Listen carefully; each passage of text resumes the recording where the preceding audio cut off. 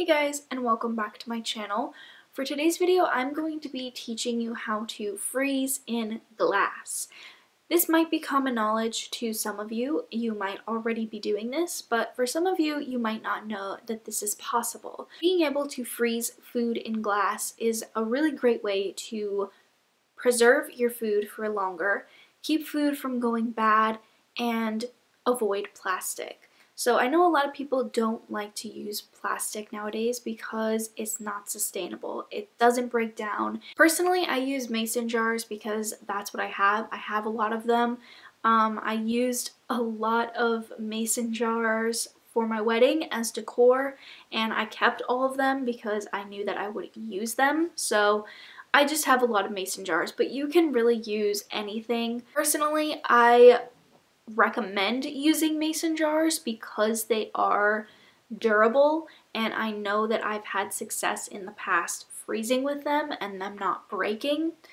I have seen other people use just recycled glass jars from food. You can test that out. I don't have personal experience with that, but feel free to test it out and let me know if it works, or if you're already doing that and let me know if it works. So this is honestly really simple, but I felt like it would be helpful to some of you to make a video on it. So here we go. How to freeze in glass containers. Personally, like I said, I use mason jars. When it comes to mason jars, there are two different types. There's the type that is more of a straight up and down, known as the wide mouth jar, and then there's the kind that kind of curves up at the top. So you have wide mouth and just like your standard regular mouth mason jar. I opt for the wide mouth jars because it is easier to freeze in them because they are wider. It's easier to pour your food in them without making a mess, especially if you're doing stuff like liquids and soups and things, which is what I do a lot of. It's much easier to use the wide mouth. It's also a bit safer because there is no bend in the glass. It's kind of just straight up and down. There's this tiny bend right before the lip, but not as much as a regular mouth mason jar. And that bend is not what you want. You want it to be a fairly straight up and down jar because that bend is a pressure point, and liquid will expand once it becomes frozen, and if it's in that bend area, it's going to expand and it's not going to have room to expand, and it's going to break your glass jar. Which brings me into the next step, which is to leave headspace for your food to freeze. You do not want to fill your jar all the way up to the top. On the wide mouth jar, I fill it up right before that bend. So like right before it does that tiny like curve up to the lip of the jar, I stop. The next step is if you are freezing hot liquids. So if you've just cooked up a batch of vegetable broth, a tutorial on my channel showing you how to make vegetable broth using veggie scraps. I'll link it here in the cards. I freeze that vegetable broth all the time. It's basically kind of like a cycle that I constantly repeat. I make a whole batch of it. I get 2 to 3 jars each time, and I freeze all 3 of them. And when I want to use them, I just take them out. So say you want to freeze a hot soup, stew, liquid. It's hot. It's right off the stove. I take the extra step of just running my mason jar under some hot water when I'm cleaning out the jar to use. That way the jar is already kind of hotter and you're not just pouring hot liquid into a cold jar. So that might be something you want to do. I haven't done it and have done it.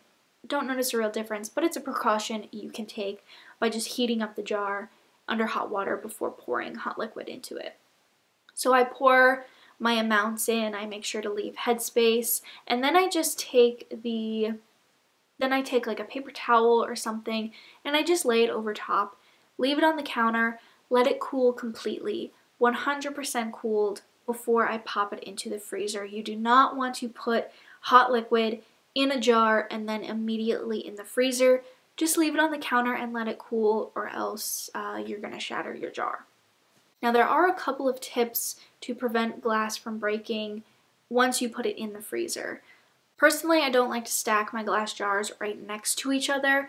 I like to put like a bag of frozen peas or something in between them, and I don't stack heavy stuff on top of them. I kind of put all of the heavy stuff at the bottom, then I line my jars up, put some frozen peas and veggies in between them, frozen fruit, whatever you have, something to kind of cushion them so they're not directly next to each other.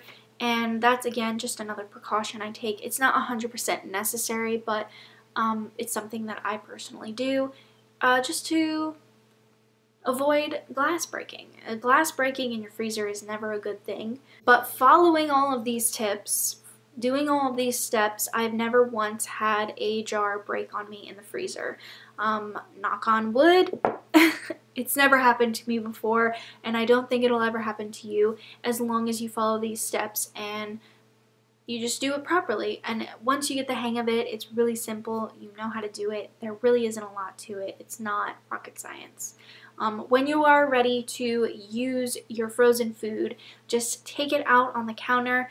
I like to do it like the morning of or the night before, and just let it defrost and it's ready to use. If you did like this video, make sure to give it a thumbs up. It really helps my channel out. And if you haven't already, be sure to hit that subscribe button, and I will see you guys in my next video.